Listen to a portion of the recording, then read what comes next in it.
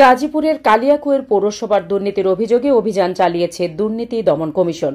এ সময় তৎকালীন মেয়র মজিবুরের কোটি টাকা দুর্নীতির অভিযোগের প্রাথমিক সত্যতা পায় দুদক অনুসন্ধানী দলের সদস্যরা।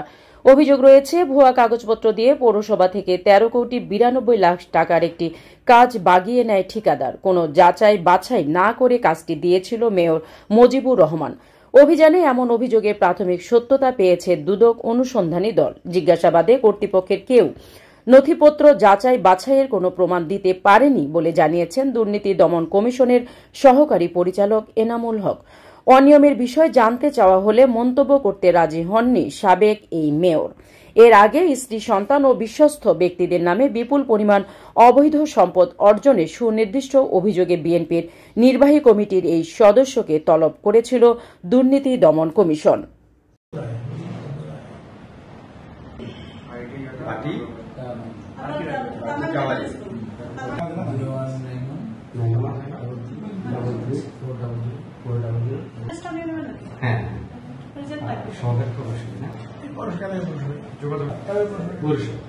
একটা ইয়া দিয়ে না আপনার যে আপনার মোবাইল নাম্বারটা 42 এটা কি ভাড়া নাকি নিজে স্থানীয় আচ্ছা।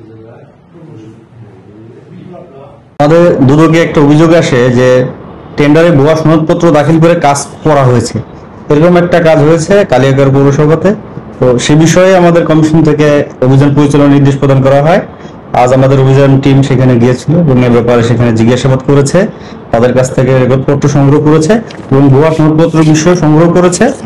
সেখানে মূলত কাজ হয়েছিল যে রাস্তা সংস্কার কাজ, ড্রেন নির্মাণ এবং প্যালাসেডিং ওয়ার্ক সহ রাস্তার পাশে যে গাইডওয়াল সেই বিষয়ে রেকর্ডপত্র সংগ্রহ করেছে। এই ব্যাপারে আমাদের টিম পর্যালোচনা করে পরবর্তী প্রয়োজনীয় ব্যবস্থার জন্য কমিশন বরাবর দাখিল করবে।